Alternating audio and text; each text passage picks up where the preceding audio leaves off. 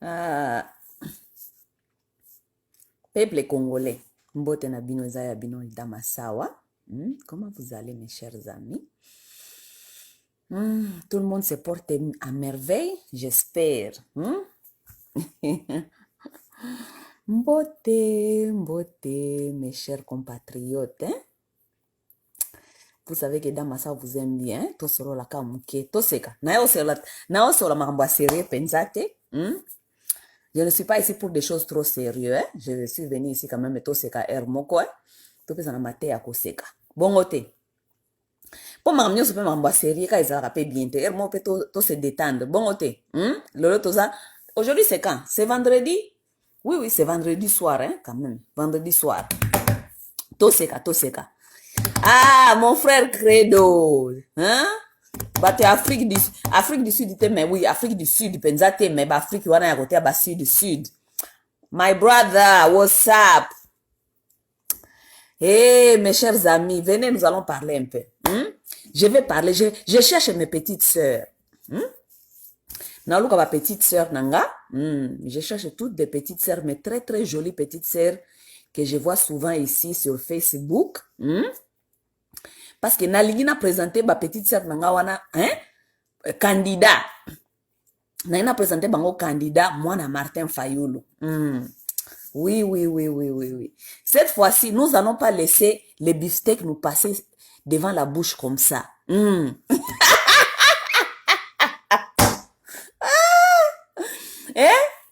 Bon, le gars, ma petite sœur nanga nyoso, on a mona na Facebook ao. Cette fois-ci, ba petite sœur nanga na ko aider bino bokende ko roda ka pembeni ya mwana wana Martin Fayulu. Tokoti mbalo tokoti kate beefsteak ele kabiso na munoko kaka boy. Non. C'est maintenant là qu'il faut se pointer là-bas. C'est maintenant là il faut se pointer là-bas. Ba petite sœur, mwana Martin Fayulu, comment il s'appelle encore? Mylène Fayulu. Aza na Twitter. Ma petite sœur, Mylène, aza na Twitter, il est là-bas. Bon créer ma page Twitter, bokende kuna. Oui, bokende kuna yaya. Mbongo wana beefsteak, et le kabiso na munoko boete ma petite sœur, bokende récupérer beefsteak. Non, je vais vous parler quelque chose. C'est un peu du sérieux, un peu. Je vais vous dire quelque chose. Vous savez, biso kaka ba Congolais, surtout ba Africains peu aussi, biso ba Africains de tozali na arte ya koyeba ko placer bana na biso. C'est seulement nous, ok? Regardez comment les blancs font. Ba mindele ba yeba ko placer bana na bango, Un blanc peut être raciste, ne vous inquiétez pas. Mais devant bongo, mundela zaka raciste était. Oh non, devant classe sociale eza pembeni na yedonga moni ke bozana na même rang social. A cause raciste était. Bilo bakadisi ba Kanye West mutu ne sala ka bien te. Bilo bakadisi so Kanye West zana mbongo te de les famille ya Kim Kardashian bandima Kanye West po Kanye West azali ghetto mutu ya balabala. Ghetto. Mais Fanny Osana ana nzimbu mopata. Alors mundele ayebi ce qu'on appelle politique ya ko placer ses enfants. Il faut placer mbana na ye esika nini o ayebi ke quelque chose ezobima wana, o kende kaka boyete mwana nga. Oh raciste. Mundele devant mbongo saka raciste te. Devant mbongo abali saka mwana na mutu mwindu. Malgré linga mutu mwindu te. Devant mbongo abali saka mwana ye pa ya arabe. Malgré que bango balobi ke ba arabe baza ba terroriste. Devant bongo mundela ye baka ko placer mbana na ye. C'est seulement biso ba Congolais de toye baka ko placer bana te. Biso ba Africains de toyebi toza na système te ya koyeba ko placer bana. Mais lorsque nous ne plaçons pas nos jeunes filles, ok? Ça veut dire quoi? Nous sommes en train de perdre. Qui sont les perdants? Souvent c'est nous. Les noirs, nous sommes les perdants. Bota biloko ba football nyonso, biloko ba football, ba basketball, bano nyonso bazana bazuba mbongo, babala kanani, babala mindeleti. Alors que bazabana na biso. Tant bazo bala mindele, biso nde tozo perdre. Est-ce que nakosi bandeko? Biso nde tozo perdre. Bango te. Bango bazo gagner biso tozo perdre. parce que bambongo ya bana na biso ba footballer bana biso bazwi balar wana nyonso ekotika la wapi ekotika la wa na poto epa ya bana na bango et ozonga na Afrique te mais tandis que soki biso pe tozaki na politique wana koyeba ko placer ba jeune fille na biso mbongo na mibali na bango na balingi bazongisa na Afrique ezonga pe na Afrique biso pe tomona tobi oui bana na biso ya bambongo oyo basala ba millions ba dollars en Amérique babala bana na biso ya basi allez au moins mbongo ngo pe mukolo pe ko koma héritage mbongo ngo pe ozonga kaka ko me pa na biso na Afrique bongo te. Donc c'est un peu ça nangena sola no ka muke pona likambona parce que souvent parce que namoni mwana Martin Fayulu namoni mwana Martin Fayulu c'est un jeune homme qui n'a même pas plus de 30 ans encore. Je ne pense pas qu'il est marié encore et puis bana ba ambition bo babala arobala sikote parce que mon nani azana ba ambition ebele et puis pour nazo moi si il faut moi si on appelle azala ambitieuse il faut azala ambitieuse moi si azali na kati ya ba activité net ye amona ni lokwa azali mutu azana kati ya ba activité ya babenga onini ya service azana kati ya ba activité ya ba ONG tout ça il faut akutana na mwasi soko akutana na mwasi ya mutu mwindu il faut mwasi ya mutu mwindu azala na kati ya ba activité ya ningi wana OK nanga be termino lisolo nazaka osala na compagnie boko boekala alors na compagnie na bando sala il y avait tellement beaucoup de juifs OK alors tandis que na ba juif on bazaka kosala wana yango mona pe ba juif pe batikala ka entre bango parce que bango pe baza na politique ya kobali sabana na bango. Alors, en États-Unis, j'avais appris ça à partir de mes amis que j'ai travaillé avec. Na compagnie wana na zana ba juif bele bando sala wana. Alors, ba juif bando sa na compagnie nanga wana une fois par an. Bazaka ko kende, au moins na ba bisi soki ba oke na New York, baza na meeting moko ba kenda ka New York comme ba juif. Ba kenda kuna chaque année ba juif nyonso ya États-Unis parce que États-Unis peut toza lokola toza na 50 states je crois 50 ou bien 52. Je me souviens pas, entre 50 et 52. Tozana ba 52 états. Soki ozali mwana juif, ofana kana Washington DC par exemple, OK? Ndenge nini okoyeba mwana juif mususu oya fanda par exemple na Californie, n'est-ce pas? À l'époque, il y avait pas ba social media oyo, tozana ba social media te, biloko na nyonso zala kite. Alors ba juif bango ba sala kaboy. Chaque année, ba organisaka raconte, ezaloko la fête. Là où tous les célibataires bauti na ba état nyonso ya Amérique awa bakendaka kokutana na New York eza weekend ezaka long weekend. Tous les enfants célibataires, tous les jeunes célibataires qui se pensent que bakomi na âge wana ya koluka mobali ou bien mwasi ou bien ngia kota na engagement ezali sérieuse, c'est seulement pour les juifs bakendaka wana. Ce qui était marrant bakamara na ba juif bando sexanga babinga mais wana za batebele ndenge bo okutana weekend moko bo okutana batebele bo abi non et banaka déjà vendredi soir, samedi toute la journée et puis dimanche toute la journée. Abi qu'est-ce que on fait? Ezana kati ya salle moko bo ezalo ko la big room bazana na stage. OK, stage ça veut dire bana stage c'est quoi? Bobino bata stage bolo ba stage. Podium. Eza podium. Batu nyonso bakomaki comme bakozala ba candidat na ba candidate ozali enregistré quelques mois ou bien semaines avant.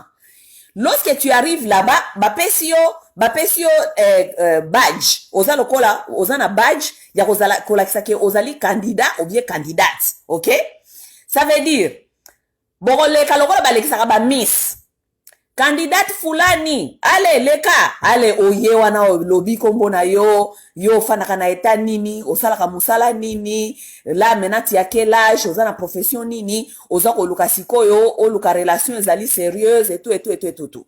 Ça veut dire batu nyonso bazana kata salle wana bao bafanaka na New York, bao bafanaka na Minnesota, bao bafanaka siko bakoyeba fiyo afanaka nzoka na Minnesota, fiyo afandaka tango kolongwa na stage OK na sekuna.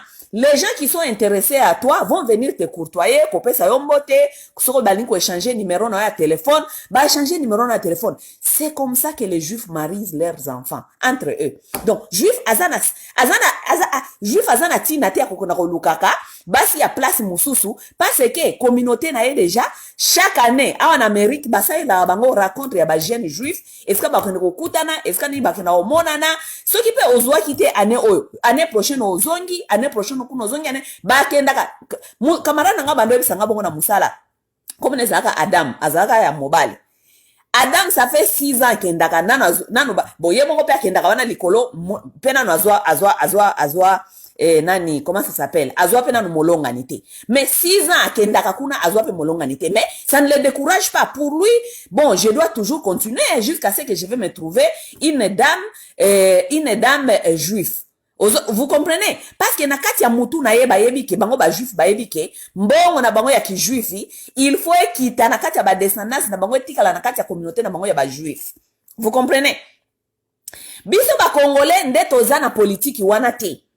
Biso tomonaka toza na bana na biso ebele baza ba jeune baza na ba potentiel tout ça allez botiki na bino kaka mwana na bino boazo kendaka zo trembalaka uli to bana ko organiser ka bango ba raconte uli to bana ko organiser ba congolais soki to bandi ko organiser ba raconte ya ba jeune boye bo bando ba oh bitula il faut ba kende kuna soki ake kuna te ba ko linga yete biso to bala biso ba lula biso ba bitula wana il faut ba kende kuna po ba mona bango ba lula bango mais sans se rendre compte vous savez nous sommes dans une communauté, on appelle ça toujours par exemple.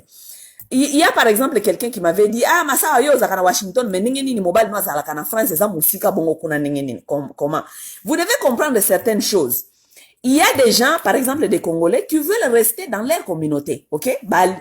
Lorsqu'il s'agit vraiment des engagements sérieux, ils ne veulent pas ou bien elles ne veulent pas aller en dehors peut-être de la communauté na bango, n'est-ce pas? Donc elles se cherchent ou bien ils se cherchent un monsieur congolais, n'est-ce pas?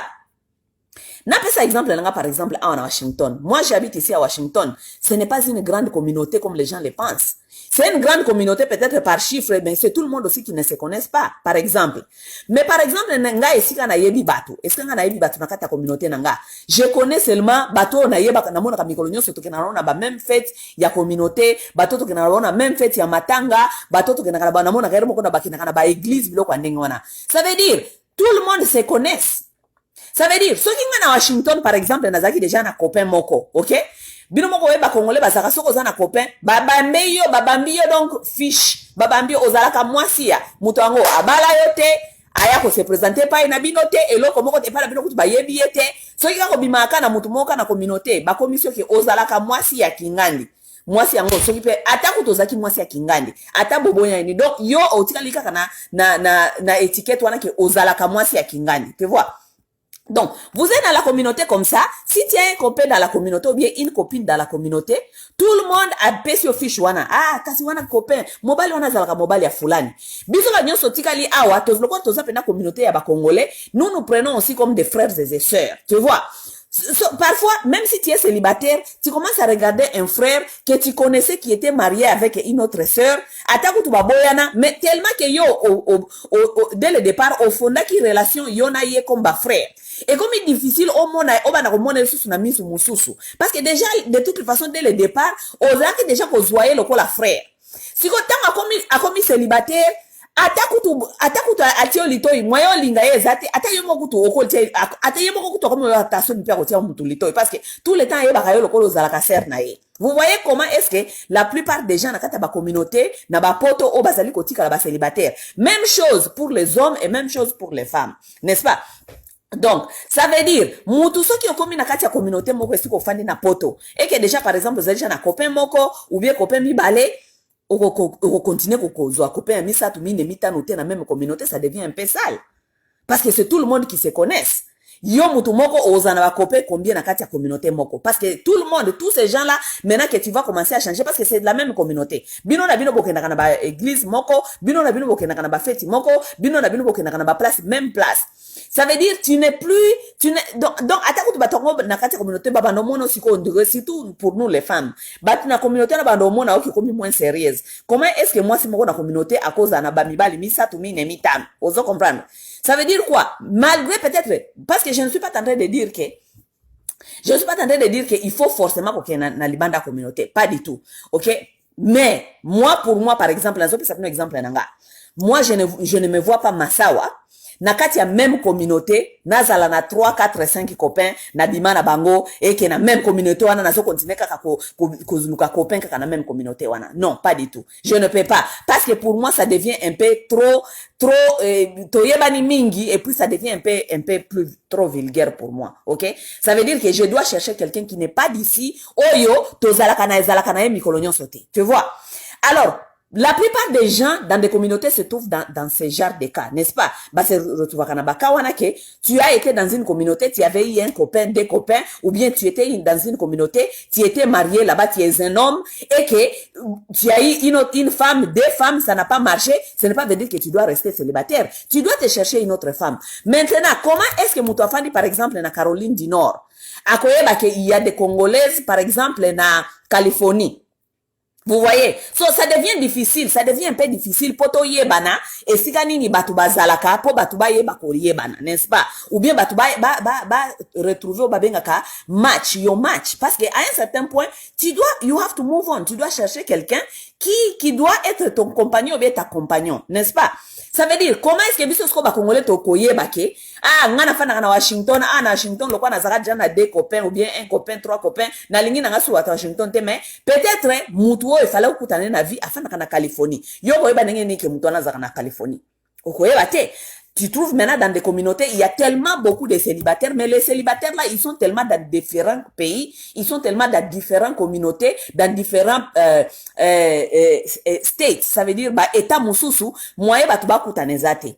Mais sikoyo, est-ce que Congolais, le quoi biso pe tozana pe na politique ite, ya ko faire raconter bateau.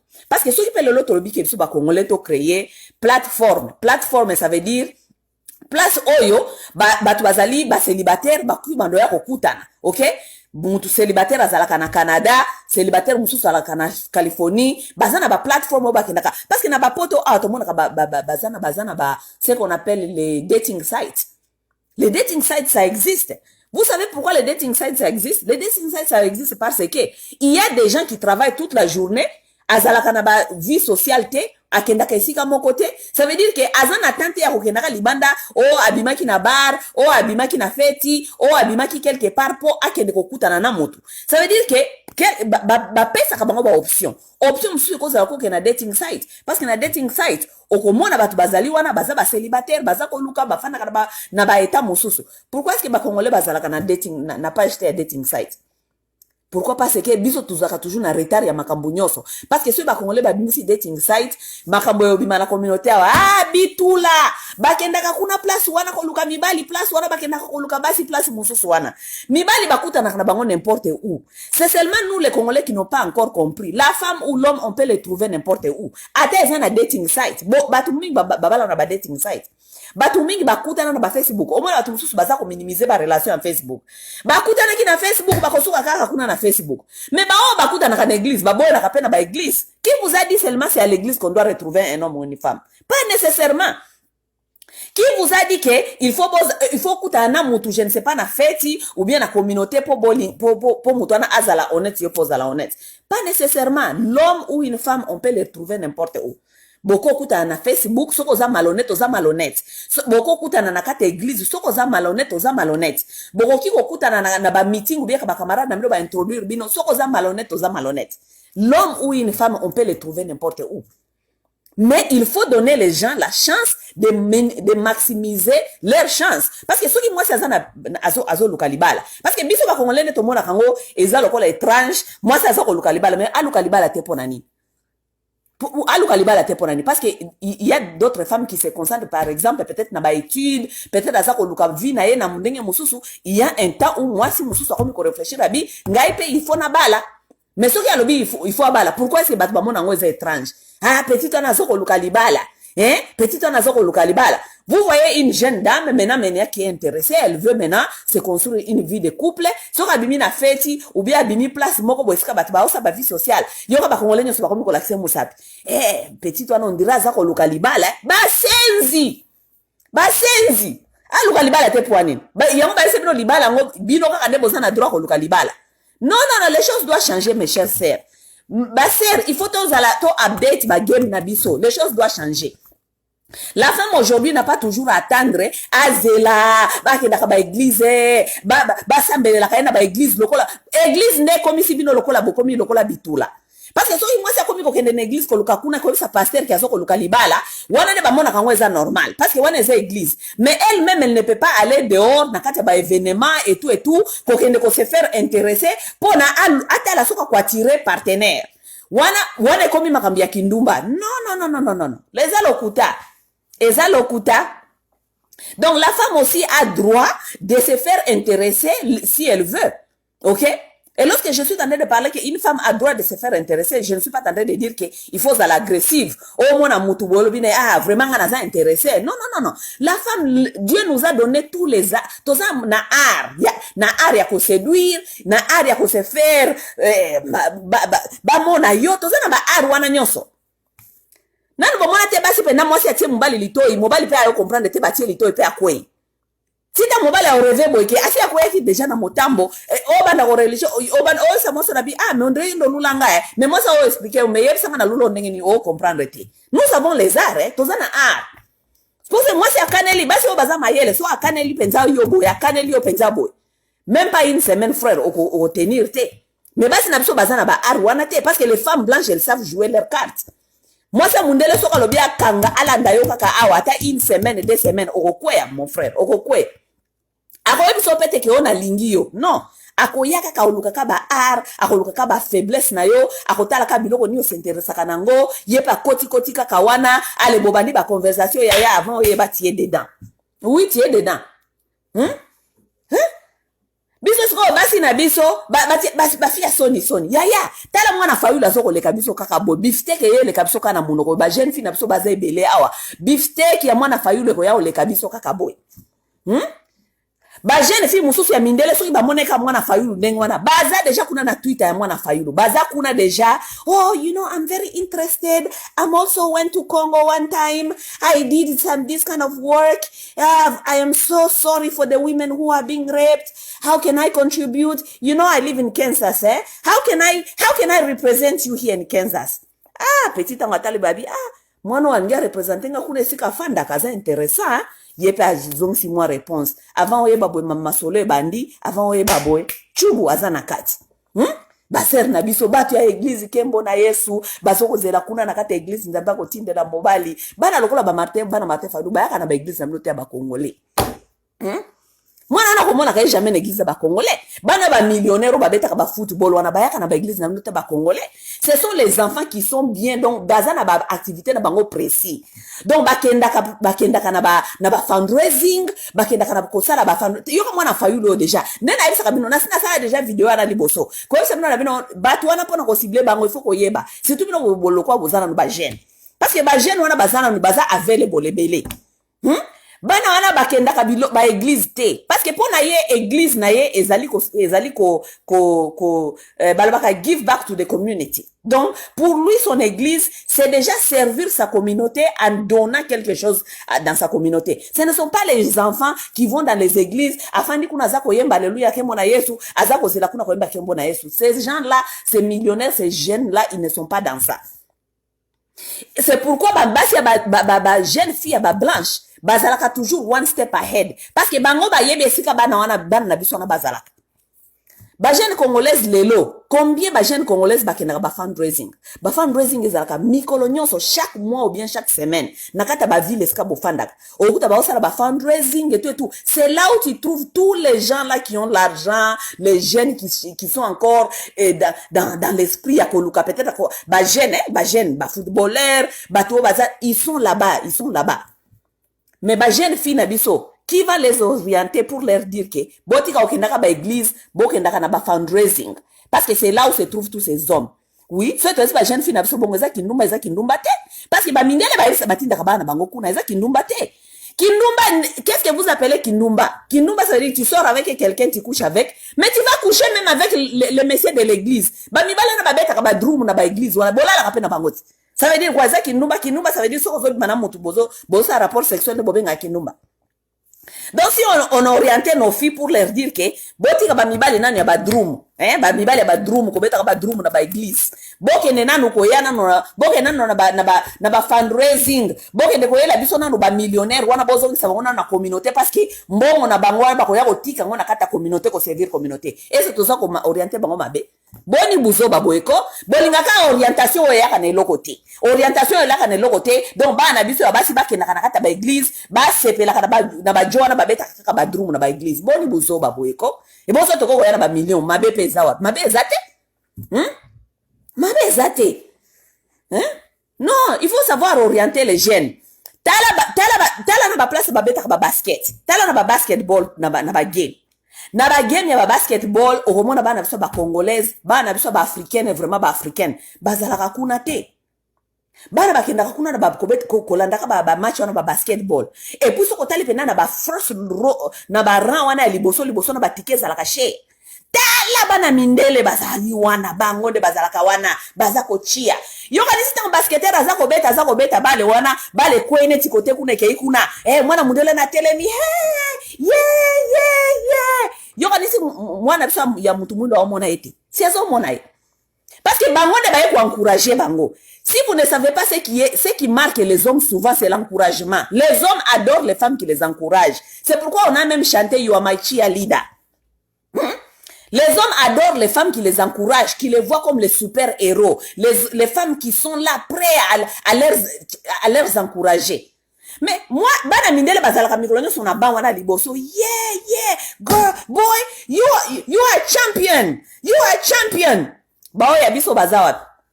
Samedi, baninga bana ya mindele, bakei na basketball game, bao ya biso bake na maki na basia ba nzete place na seba ya kabri, eska baliaka ba kabri ba kamundele, kuna nde bazali. Soki balongo kuna eska baliaka ba kabri, dimanche bake église.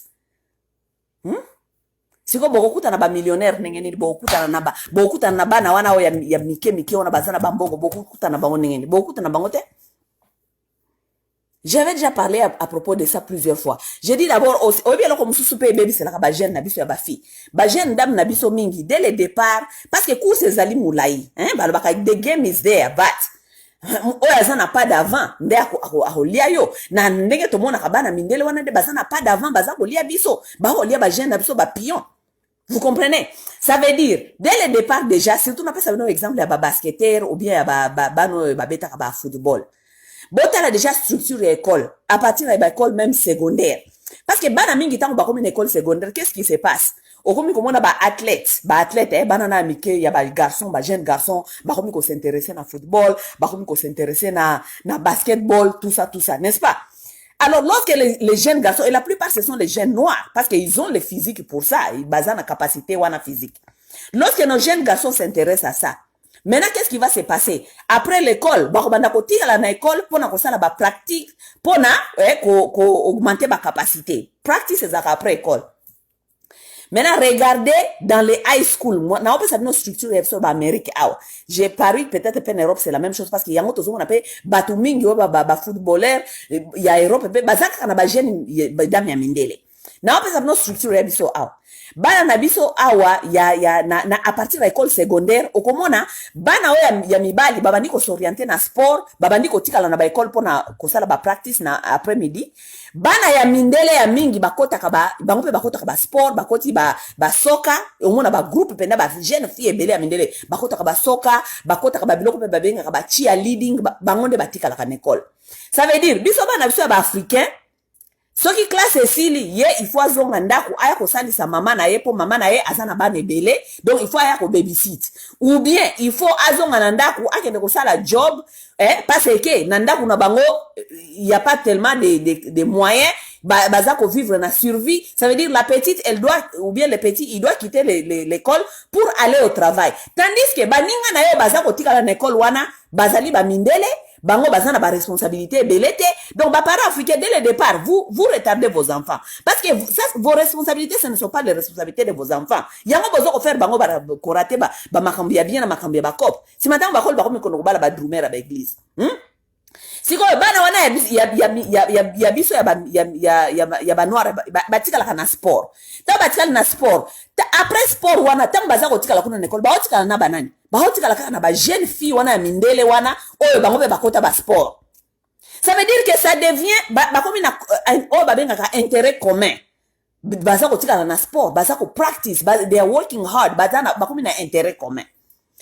Omona soki ba évoluer ndenge wana na ba weekend ba komi pe ko kende peut-être école fulani et ko beta match na école fulani na ba weekend na ba komi obligé pe ko kenda ka ba game ba school game na ba school game wana tango ba ko kende banani ba kenda kana bango kaka ba cheerleader wana bana mindele bake kolanda game ya école na bango ezokobeta contre école mosusu école oyo ezobeta bana biso bato mwindu baza surtout baafricaine baza na ndako baza kobebisite bafrère na bango na basœur na bango parce que bapara babotaki tellement bana ebele baza na moto ya kobebisite te samedi dimanche baza na église. Ça veut dire lorsque vos amis qui ont 16 ans 17 ans 18 ans sont en train déjà de se créer des amitiés avec des petits garçons qui seront des footballeurs demain.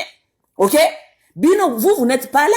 Vous pensez qu'est-ce qui va se passer? Yangwana tozali komona bana oyo nyonso ya oyo ya biso ya batu mwindu baza na bakamaradi na bango bie basi tango bakoli parce que bana na mindele peso basi batingami yo mama na ngai ye kunki ba petite fille na mindele wana so basi bamoni avenir ezokopesa et puis baparala bango bakoboyela bango te babano kene ba game nyonso parce que baparala bango bayebi que nous allons investir sur notre fille, elle va aller prendre un footballeur. Oui, bayebi tango baningano baza kuna na kati ya ba game bakomi ko ba se positionner. Mais bana na biso ya batu mwindu tango baza komona ba oyo bayaka wana mikolo nyonso ko chia bango lead. Ye bakomi komona ti. Akomi pe kozwa gu wana. Akomi kozwa gu ya ba petite blanche, akomi kozwa parce que c'est eux que ils voient tout le temps. Bino batu mwindu bozate. Bino batu mwindu boza na église. Bango ba petite blanche bazara pe na mwa ba je moko ya mike peut-être azana mwa ba lar na ya mike omona yero moko ayeli copain na wana mwa cadeau ya téléphone parce que copain na bandi kozwa lar te et tout copain za jeune garçon alors bien oui she's very supportive. She's very very supportive.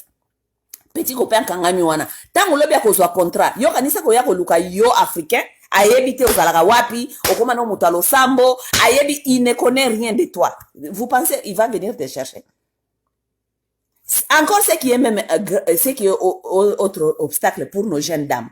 Pour nos jeunes dames, tellement que dès le départ, il y a tellement la vie de difficultés à la maison, donc elles doivent aller travailler pour revenir à leurs besoins et souvent aux besoins de leur propre famille. Baninga na bino sikoyo wana tango bakomi ba footballeur bayebi déjà structure ya ba famille na bino parce que bango ba uta ba famille wana bakomi komona biso bana na biso ya ba jeune fille bakomi banga bakomi bango ba bio black girls come with a lot of baggage.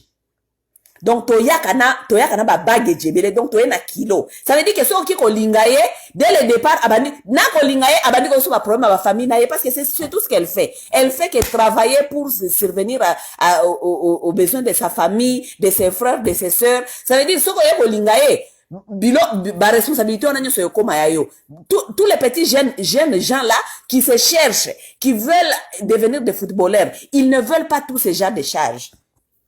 Tandis que lui, lorsqu'il a sa petite copine blanche, asenga kaye même pas téléphone, akosenga yo même pas $10, akosenga yo même pas $20, akosenga yo parce que mundele ya ye bakake, son enfant c'est sa responsabilité. Tant moi na yaza ko tambola bongo, so ana besoin de téléphone, so azana besoin ya mafuta, so azana besoin nini, papa na ya ko sombela ye. Ça veut dire moi na mundele wana azali ko tungisa te jeune homme, yaza ko luka venir na ye po ako malobi footballeur, abando tungisa te kasi yo éviter que téléphone ngai koufi bise pas biso toi na problème. Ce petit là il est en train de concentrer sur sa vie, il n'a pas le temps d'écouter à tes problèmes parce que tu vas le déstabiliser. C'est pourquoi ba jeune na biso ba bimaka na bana na biso te. Parce que nous sommes les déstabilisateurs. Toza ba déstabilisateur, je vous dis. La femme noire, moi-même je suis une femme noire, to na okosa na te parce que to yebi esika to uti. La femme noire azali moi cité souvent na batu baza na focus par exemple neti ba petit otozomona neti mwana Martin Fayulu be bano baza penana baza ambitieux. Elle souvent balingaka kozwa basi ya batu mwindu te parce que moi si ya mutu mwindu akomi obstacle stabilisate akoki ko déstabiliser yo parce que ayaka na ba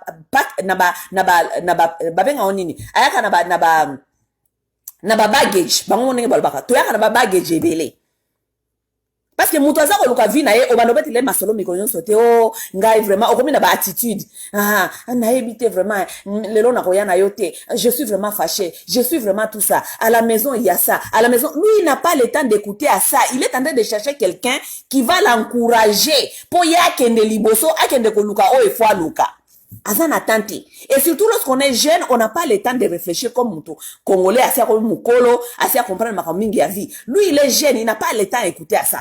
Parce qu'il vient, d'abord, lui, il vient d'une place là où c'est tout ce qu'il a vu et il n'aime pas ça. Ces petits garçons-là, ils aiment pas ce qu'ils ont vu chez eux. Yango bakendaka ko travailler trop dur. Pona ba koma baza la telle sous net ba vie na bango ba uti kuna na se. Donc lorsqu'il voit une fille noire, ayebi déjà que oh ce qui na lingi vraiment baggage to akwela nga ba baggage belé. Nga na nga jeune garçon na sana 18 ans, ya bana web sanga déjà na sombele ba iPhone, na bana ko sombele ba iPad, na bana et puis même nos jeunes dames comme na âge wana déjà, bango moko déjà ba yebi déjà que les jeunes garçons là yango mona kami ba jeune dame. Tu vas voir la plupart de nos jeunes dames surtout dans la communauté na ba congolaise. Nos jeunes dames au moins 16 ans, 17 ans, 15 ans alinga ba tu âge na été. Parce que de toute façon pas na bango baza ko encourager alinga mikolo po mikolo wana ba pesa ka mike.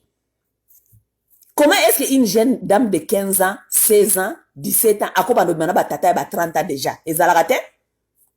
Wana nyoso pona lokoso ya ba parents. Ok? Pour la lokoso ya parents, puis lokoso ya mwana wana lokola comme si les parents ne peuvent pas venir à ses besoins, lokoso ya mwana wana akomi koluka ba papa ya mikolo parce que mwana 15 ans, 16 ans, 17 ans, o mana papa ya 30 ans, aza mukolo makasi. Wana pourquoi parce que tu as compris que mutu wana ya 30 ans aza capable de kosombela yo téléphone ya iPhone, aza capable de kosombela yo quelque chose. C'est pourquoi tu te colles là-bas parce que ce que tu devais avoir à ton âge là, ça doit revenir des besoins de tes parents. Ce sont les parents qui doivent t'offrir ça. Mais comme les parents sont pauvres et les parents aujourd'hui ont des esprits malsains à cause de la pauvreté, les parents sont prêts à donner à leurs enfants qui sont jeunes aux vieillards pour ba vieillard ba la kabana na bango ba pesa bonbon mike. Jeune garçon wana ya 15 ans net yo. Ou yo s'accrocher na jeune garçon ya 15 ans net yo, obandi ko s'accrocher na batata ya 30 ans.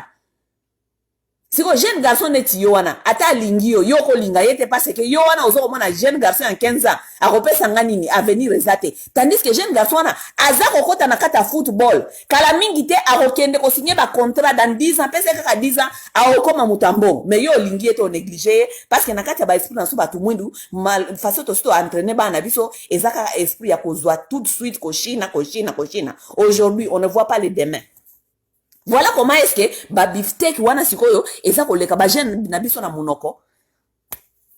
Tango mona siko ba jeune baza ba déjà ba riche boye ba komi déjà na bambongo ebele boye akei na ya bali na copine na yo babandaka na ye. Tango bazaki na high school depuis bazaka na 16 ans 17 ans. Ozo comprendre biso to bandi kolela. Ah, les hommes noirs nous traitent mal, ils nous aiment pas. Lorsqu'ils ont l'argent, ils vont toujours chercher les femmes blanches. Non, il faut comprendre la structure ya makambo ndenge marchaka. Structure makamunenge machaka. Il y a déjà ce qu'on appelle social engineering surrounding that subject. Tout est déjà planifié, calculé. Comment est-ce que l'argent doit rester dans les mains des blancs. Ok? Ba jeune dame nabiso. Nazo ko apprendre bino kama kamususu parce que dame ça il faut apprendre kabino. Vous comprenez? Dame ça il faut apprendre kabino. Parce que bino bozana ba jeune wana bazana ba célibataire ba jeune bwana ya ba moya ya ba 30 ans wana baza batu ya ba âge na bino mikolo to boza pe na chance to komina ba Twitter to komina ba Facebook et tout bino boza ba jeune awa bo fandeli kaka ki jeune ko lakisaka ba make up tout ça ya mwana fayulu aza wana ba jeune belebele ba congolais bazawa bazana na avenir po ba jeune mususu akoza peut-être ana l'arte no komona obebi jeune aza na avenir parce que makambi ya loba kama réfléchir azana mayele et puis bagage intellectuel mobile so azana bagage intellectuel ça veut dire que aza toujours na avenir parce que mayele wana mutu ta ko boto la yango. Mais bande kuna biso ya basi na place ko fanda ka boy ba make up boke na ko se positionner kuna OK kuno za jeune fille za kitoko za charmante auto mais va là-bas parfois écrire des petites choses, il faut écrire des petites choses. Bonjour mon frère, je viens de découvrir, tu sais je ne savais pas que tu étais mon frère du Congo. Obandina na makomba frère parce que makomba frère échangerait comme asikoyo chéri obandina na mon frère. Ah, mon frère, tu vis à Californie? Ah, moi, je suis ici à Washington. Ah, soko mgomsu na Washington, lokolo za na marque ya bilamba ba Congolais. Na opesa mno boule pona mwana fayulu. Lokolo za ozalaka kuna na Californie. Ngana za deja na Washington. Tindelanga mwa ba marque na yo na faire intéresser ba master na ngai, ngamoko pe na lataka, lokolo ngamoko pe na zaka activiste, lokolo ngamoko pe na zalaka nini. Ça commence comme ça ba petite sœur. Bomi choli ndenge wana. Ah, ba petite sœur, bon nenge ba jona ba ole ka bino beefsteak e ole ka bino ka e ole ka Congo na munoko kaka bo. Mwana na fa ba yo ramasele biso e kaka wa. Kaka boy pa aleki biso pe ka beefsteak eleki.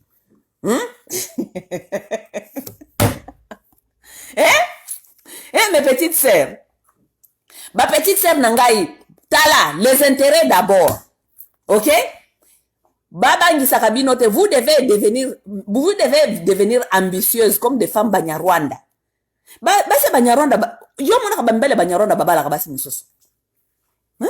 Basi bambele Banyarwanda babala kabasi mususu te.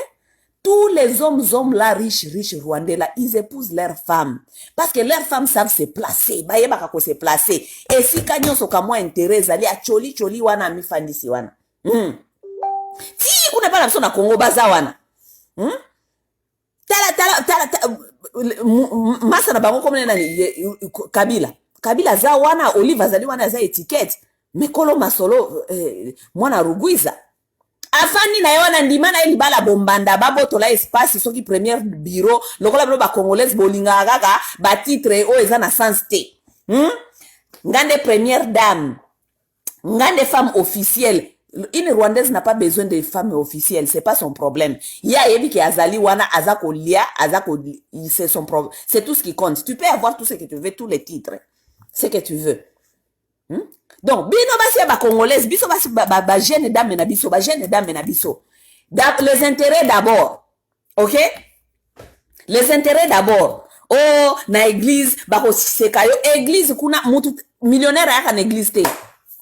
Batu baza hakuna na église za bambala na babeta ka drum. Bambala na babeta ka drum kuna parce que baza stressé na ba vie ba famille na bango. Ces hommes là ont tellement beaucoup de problèmes yango ba ka beta drum wana ko bimisa ba stress ba famille na bango na ba drum. Pour Afrique kuna bazo senga ba Western Union, azonga bo problème, tango ke ko bala ye o meminga mbo ba problème wana nyonso bandiko so ba problème nyonso famille na ye. Parce que dans l'église, ah oui, c'est bon, alléluia, kembona yesu. Mais tant que ça côté, toke na banganda isika, baba millionnaire, bazalaka, bazako hang. Oh, eza kindumba, non, eza kindumba te. Bazo décourager bino, po fana na ba drumer à ba église.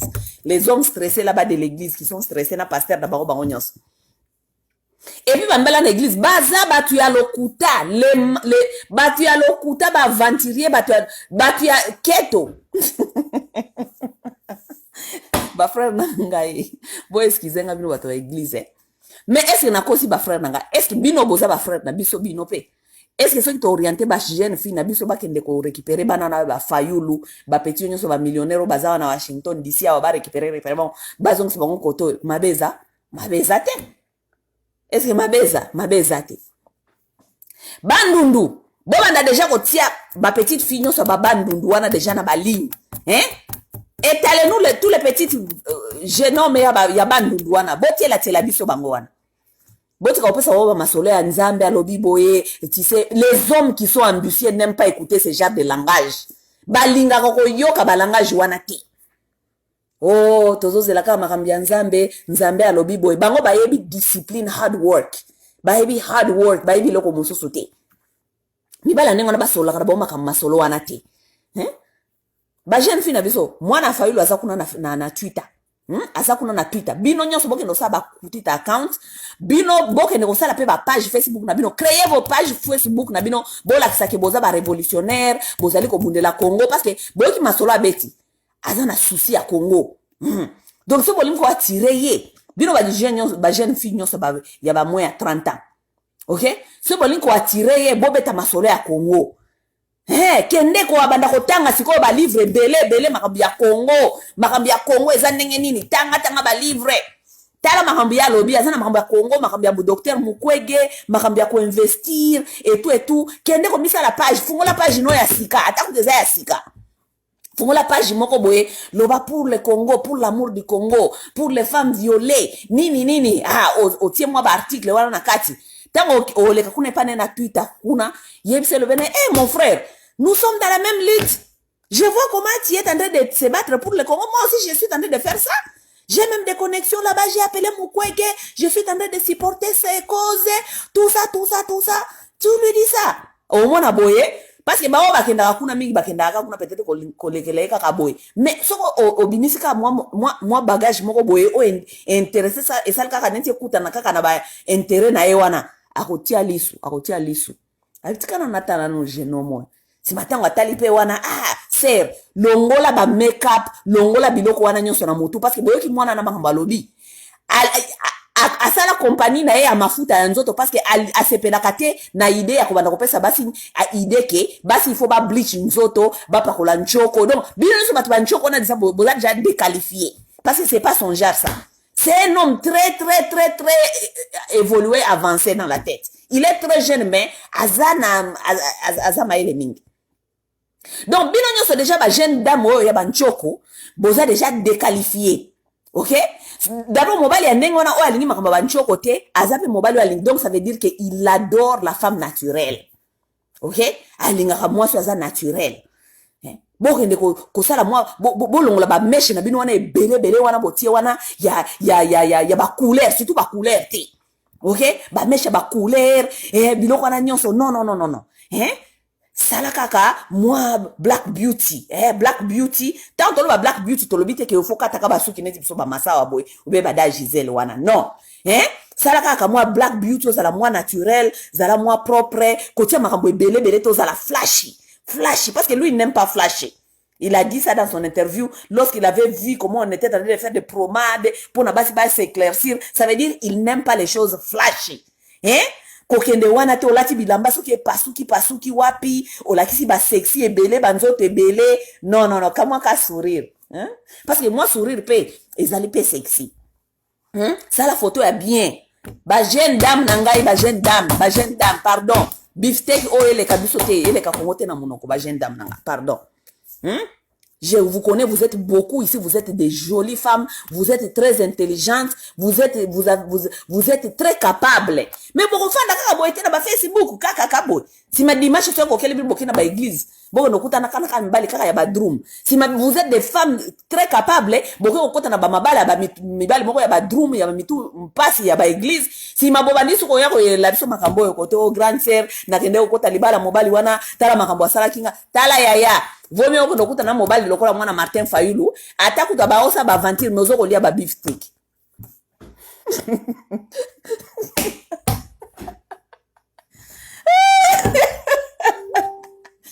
Babida masa opesa ba jeune fille maté à mabe. Non, maté à bien.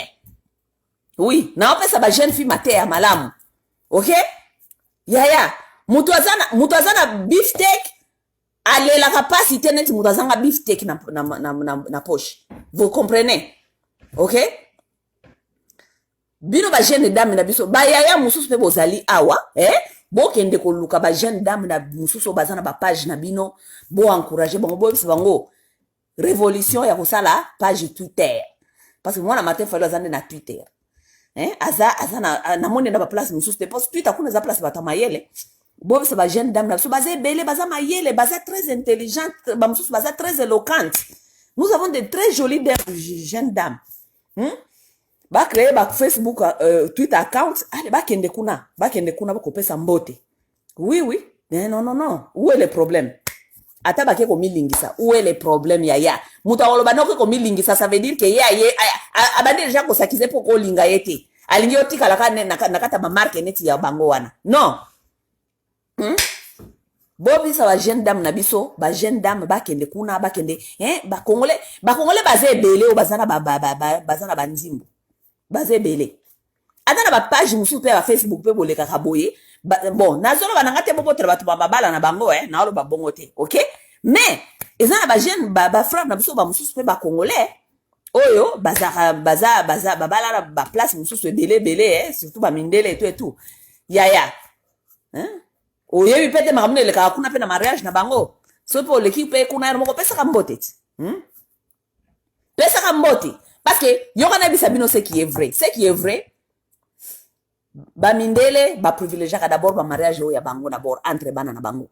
So moni mundele a privilégier moi na ye akende mariage à mutu mususu ça veut dire il y a des intérêts. OK? Bon na moni tendenge ni biso toko ba no privilégier te entre biso nano. C'est quoi le problème? So to ça ba na biso ba kende pe ko récupérer ba oya biso ba kenda kuna bazongi sa bango koto mabeza wapi. bolingi na loba na langage violente ke bokende kobotola bana biso bokende kobotola bana biso mibali wana bozongisa bango koto soki nalobi bongo bolobaki ona oboma mabala mais non c'est normal biso pe faut que nous récupérer ba frère na biso tozongisa bango bakoto po biso nde toza ba perdant c'est nous qui perdons les têtes tala ba mibali nyonso ba congolais baza mayele baza mayele tous les professeurs babalaka ba mindele so moto akomi mayele il faut bala ekolo mosusu ka mundele. Bon, je ne suis pas contre les Africains parce que moi, je pense que nous sommes des Africains. Si on reste dans le continent, c'est bon. Mais Mindele, ok? Naza contre Mindele, mais Mindele, la kabiso kaka parce que soki, bon, na évité, bango ba pouvoir ba ser na bango. Oui, bango ba pouvoir ba ser na bango. Et ces privilèges d'abord entre eux. Pourquoi biso sikoyo? Il faut to privilégier donc bao ya biso bana mayele. Bazana ba capacité intellectuelle, baza ba génie, baza benga ba nani, baza ba ingénieur, tout ça bon, il faut bon il faut ba la mindele, biso ba hostotikali, biso de skoto ba congolais mususu ba tikali de faut ba la drummer ya ba église. Bon, je n'ai rien contre les drummers de l'église, na on peut ça exemple. Parce que bino kanisa ke mobali ya église ndeka ka mobali ya malonga soit disant des séries za la kuna non na sens wana na olo bateke mobali abeta ka drum na église za mobali te je ne dis pas ça na opesa kaka concept kaka ningwana OK bon siko biso peso ki tolbi ke ba jeune fille na biso pe il faut pas s'armer nano vous devez vous armer de savoir comment est-ce que vous allez aller récupérer d'abord vos frères là-bas récupérer nos frères bon no so bango bazonga koto parce que mbongo nyoso zokende. Toutes les richesses de l'Afrique s'envolent. Tout. Coltan, mongo, diamant, les hommes, les millions, tout nyon se genda EKI. Biso peto fana kakatolo bakaka ouya me. Mutuaza na droit ko bale sika nyon so alingi mais les millions sont partis. So inde kona biso na mobile azakana ba millions te balinge balinga kuna te pa ba mindele mundele alingaka millionnaire ya noir alingaka noir te so kazana intérêt te. Il faut noir azala na mbongo pour famille ba mindele ba accepter ata ko accepter mais pourquoi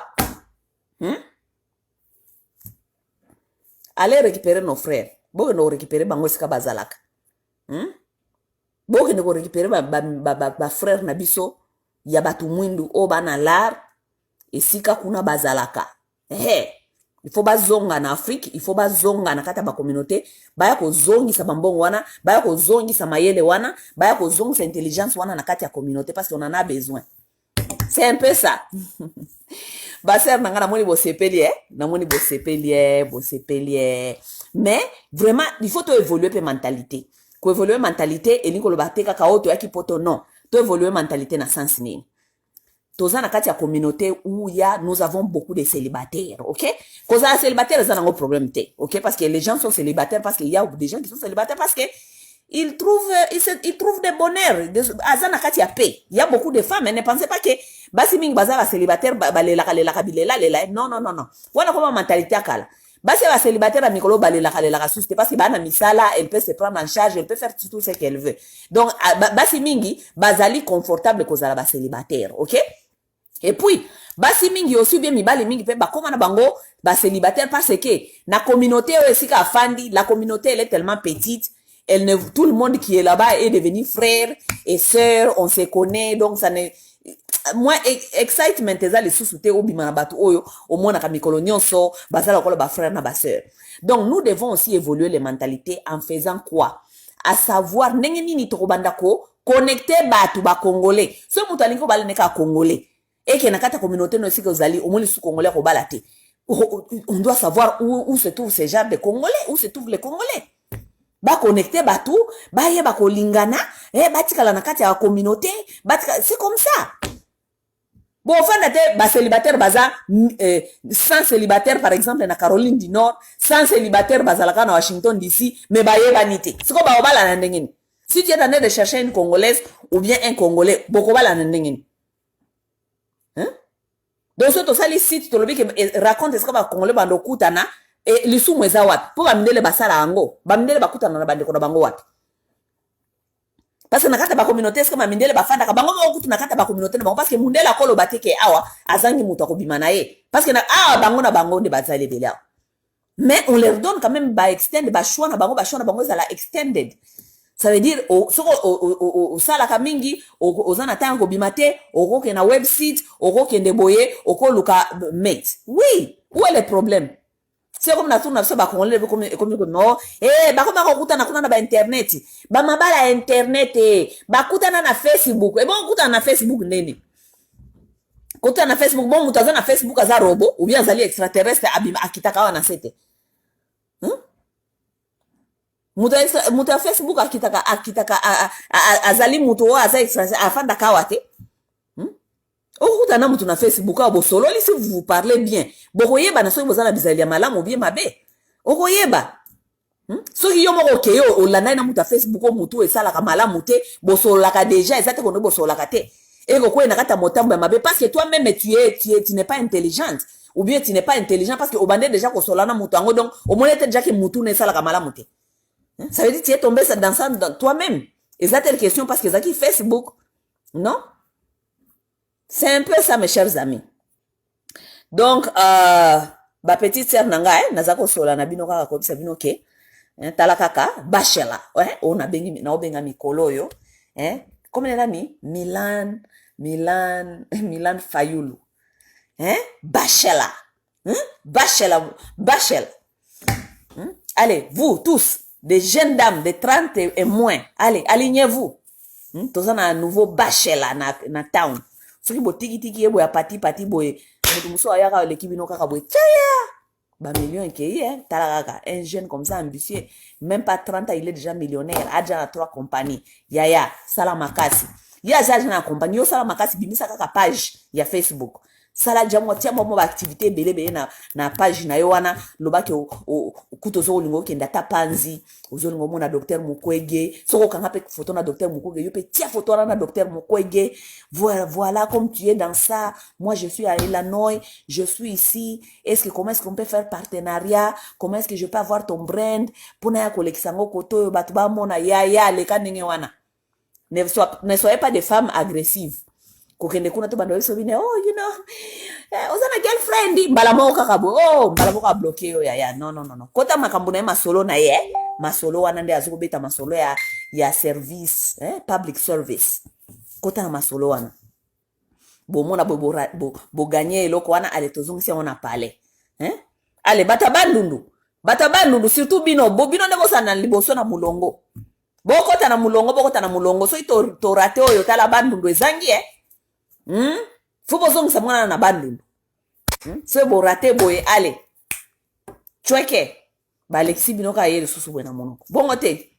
Bon, ezeka masola o sexalelo bandeko. Mais ko sekate, prenez ça en considération, c'est un peu ça. Je vous aime mes chers amis et on se voit dans les jours à venir. Bye bye.